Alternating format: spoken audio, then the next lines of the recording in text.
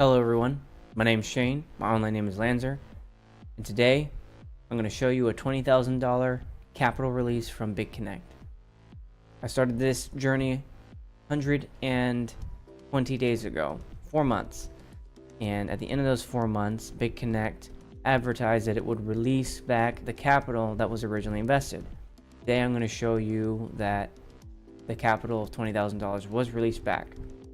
As you can see on my screen here, the capital release line is right here, given to me on October 4th, the last day of payout that was made, and it was immediately deposited back into my lending wallet here, where I can now transfer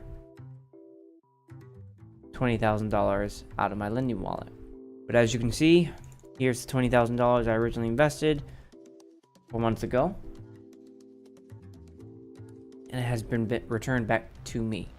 So to finish off Bitconnect, we're gonna go over the metrics tracker, and the projections here will now be largely disregarded in favor of the actuals to date, which will now reflect complete accuracy of start to finish 120 days. You see there are 0 days left there. So to recap, I originally invested $20,150 on 6 June 2017. It took me 525 Bitconnect coins, which equated to 6.9 Bitcoins at the time. Payments are made every 24 hours, and at the time, all they had was a 30-day average. Nowadays, they have a 6-day average. But on 6 June, the longest reaching day was 30-day average, which quoted me 1.29% at $30,960 advertised return without capital release, and $50,960 with capital release. It advertised that I would be able to recover my principal at 154.80% return on investment with an evaluation period of 120 days. The transfer process was from United States dollars to Bitconnect to Bitcoin, and then into my external wallet, which would then transfer back into United States dollars. I broke even at the 84-day mark. This says 90, but I recorded it as 84 days. And yes, Bitconnect has released my capital as I showed moments ago. The total interest payout was $29,000, which was about $1,500 lower than the advertised raw amount. The highest payout was $485.62. That occurred on day 45 here. The average payout was $245.48, and the lowest payout was $50.38. You can see that here, day 30. Actually happened multiple times, also on day 10 and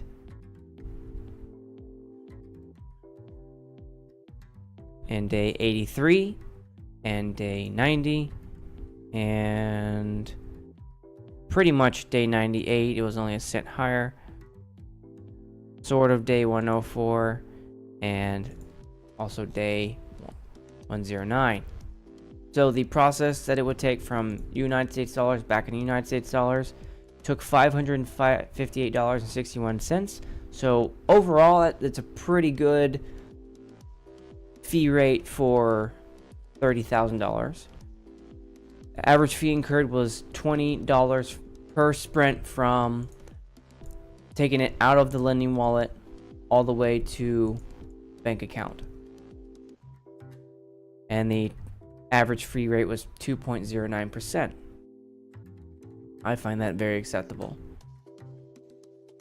The total amount I exchanged for Bitcoin was 9.15 Bitcoins. Average amount was 0.28 per sprint. The average exchange rate was 3288.97, and the average Bitconnect coin to Bitcoin transfer was 0.026. Total amount I exchanged for US dollars was 28,730, and the average amount exchanged per sprint was $990. The total difference from payout to bank account, which was the difference from what was paid out here to what was realized here at the end. So it's that original payment in United States dollars to that ending conversion back into United States dollars, $858.49. So almost $1,000 lost to something, whatever that difference was. And my analysis is that it was the difference lost and the time it took for me to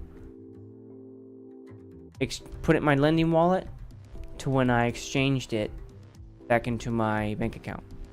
And the average difference from payout to bank deposit, that sprint, was $29.60.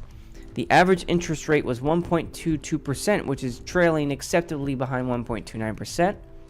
The highest interest rate earned was 2.41%.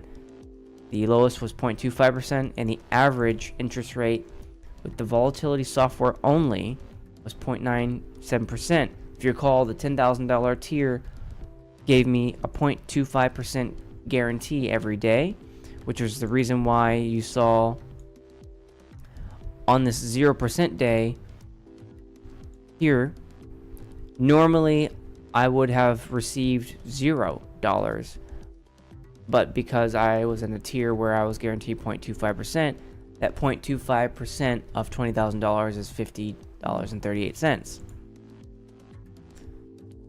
So with the 0.25%, the average interest rate was 1.22. Gross return, $29,457.62. Net return, which is actually deposited into my bank account, $28,730.14, which was 142.58% return on investment, compared against 1.54, so about an 8% difference. And I find that acceptable, an acceptable margin of error.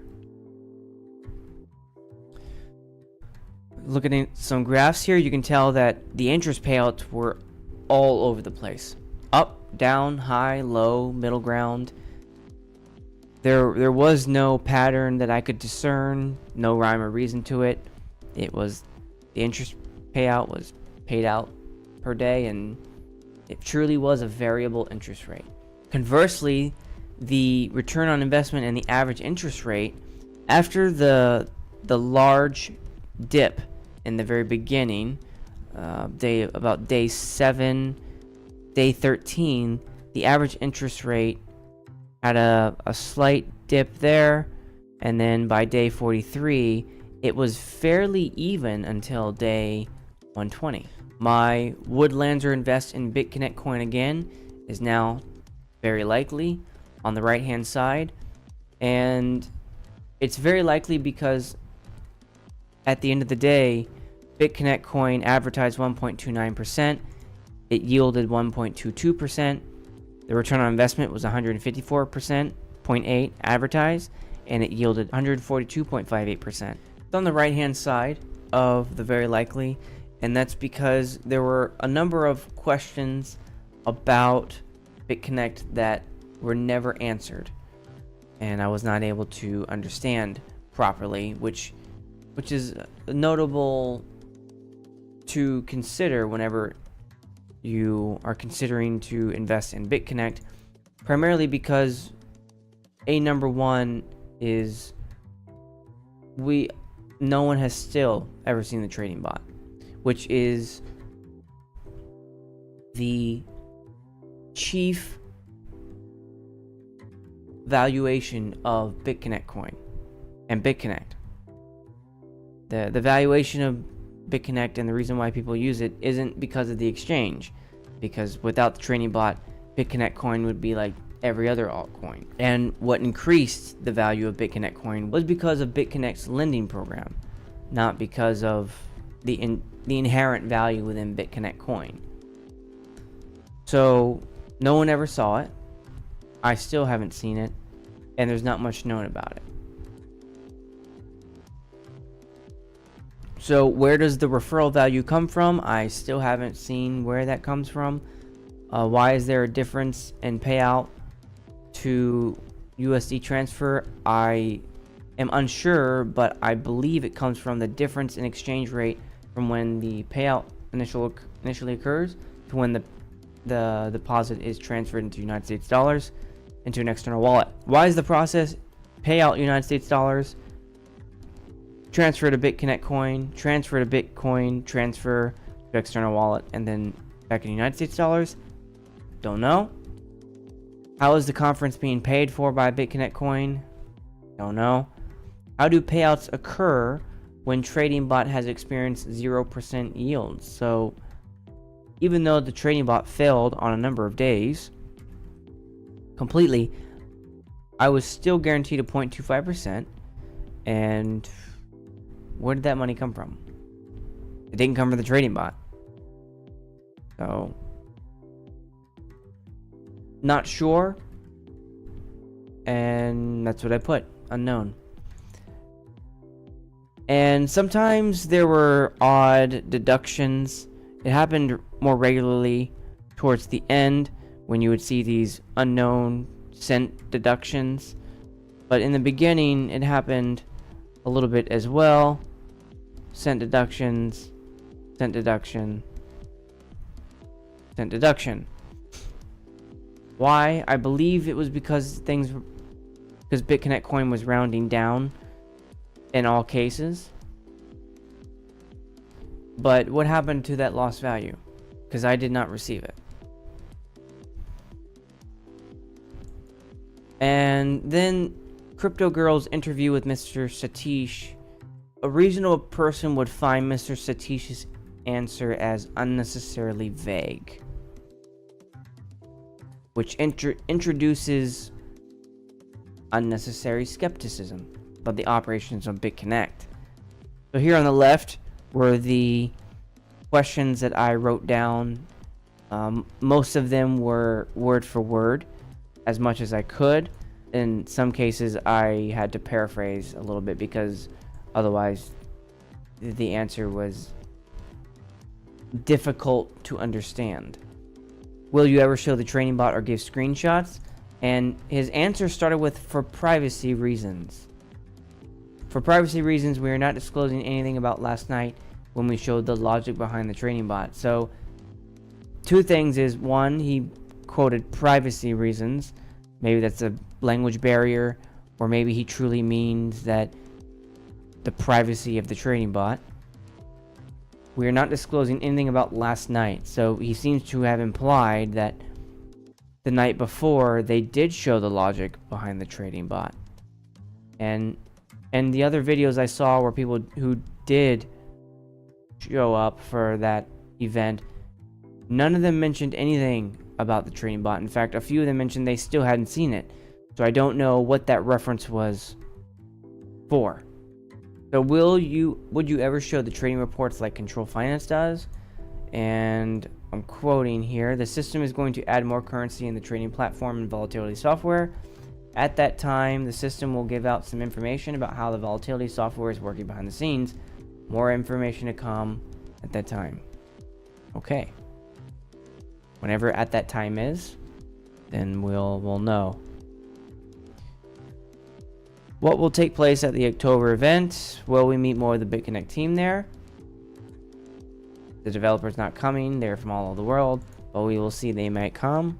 Mr. Satish's responses did not inspire confidence in Bitconnect's operations and its staff. But at the end of the day, I go back to the analysis and the actuals to date, and the average interest rate was within an acceptable margin of error. The return on investment was within an acceptable margin of error, and the net return was within an acceptable margin of error.